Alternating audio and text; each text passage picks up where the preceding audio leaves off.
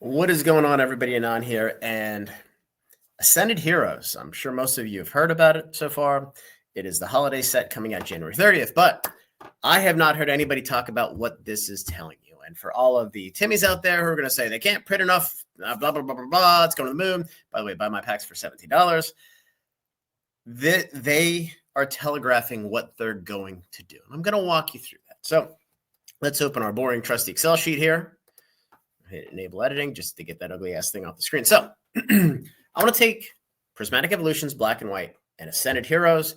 I want to show you the gap between release of the products, and then more specifically, what products are they dropping when? Because this matters. At the end of the day, the packaging is what's driving the limitations here, as well as the pack production as well. So for Prismatic Evolutions, we had all of the main items release. At the release date, we had the mini tins and surprise boxes. No surprise there, no pun intended. These are a little bit more complicated to manufacture. And then the booster bundles coming at the very end. Obviously, it's coming March 7th. They're also printing for the March set at the time, which was Journey Together. It's important to delineate between the cardboard and EX boxes, the cardboard and the booster bundles, and the cardboards in booster boxes are all created in the same manner.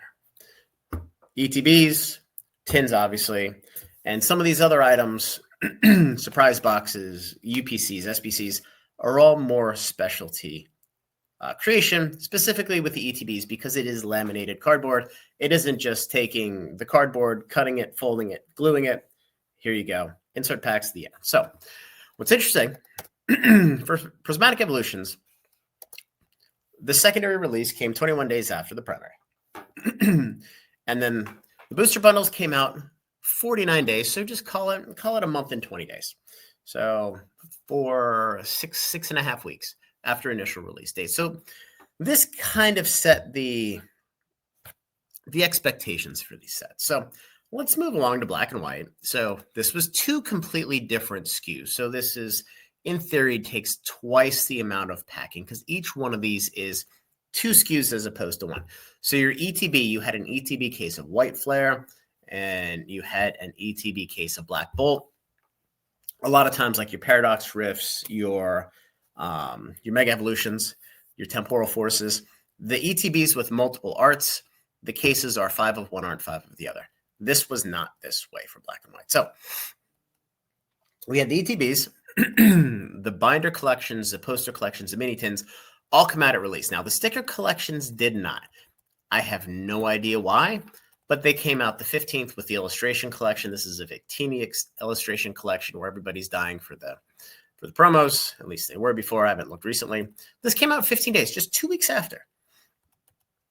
And then you also have the booster bundles coming out 36 days after. So you're only 5 weeks and a couple days after 5 weeks.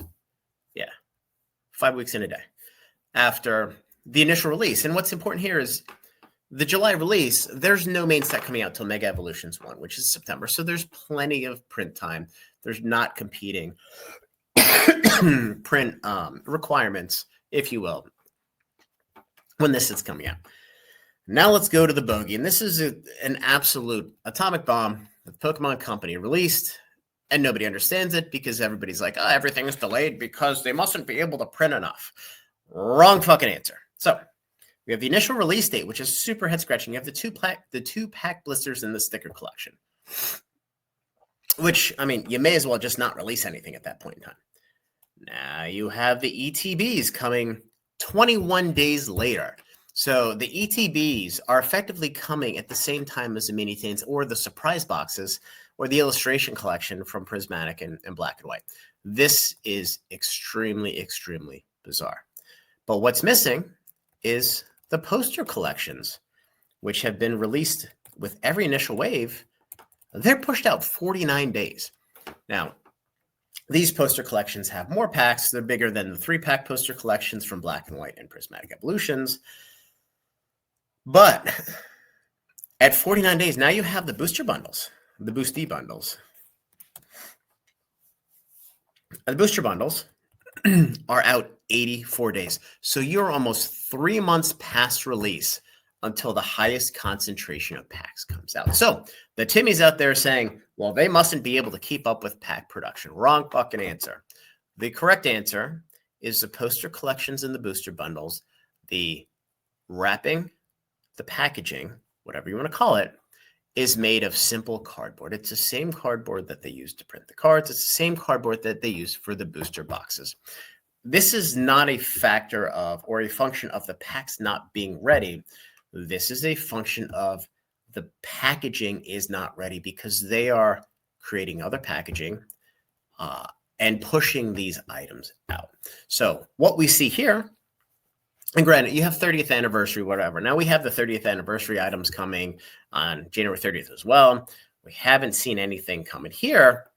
However, I've told you guys 6 weeks ago, the Pokemon Company is manufacturing a mass amount of booster box packaging for Mega Evolutions 2, confirmed. Potentially Mega Evolutions 1 and Destined Rivals. It is all dropping right in here at the end of Q1. As such, the packaging for the poster collections and the booster bundle collections would be manufactured in the same plant that are manufacturing the booster box packaging. So again, let's go back. The poster collections for all the last 2 sets were at release. The poster collections for Ascended Heroes is 49 days later. Why do you think that is? It's not the pack manufacturing because they have plenty of packs ready for January 30th. And you can say, well, they don't have plenty of packs. They have enough fucking packs to put out sticker collections and 2-pack blisters, which means by default, they can have enough to put out poster collections. So what this tells you, very simply, they are using the manufacturing lines for packaging that they would normally create poster collections and booster bundle packaging for something different. If you can't read between the lines, they're telling you there is a massive reprint coming of booster boxes in Q1, and nobody's paying attention. And everybody is looking at this saying, well, these guys can't get their shit together. Everything's behind. 84 days isn't behind. 84 days is a quarter. That is a full set cycle behind. This is being delayed for a reason, not out of necessity. And the fact that we're getting waived releases now. The last time we got waived releases was Sword and Shield. You guys know what happened there. They were waived releases because they were trying to load up capacity for booster boxes to drop a large amount on the market. So I'm sure there's going to be a lot of folks that are hating in the video, but I've been saying this since May of 2025. What the Pokemon Company has said time and time again in meetings with distribution and sales reps was that they have a significant amount of print capacity freeing up the end of 2025 and Q1 of 2026.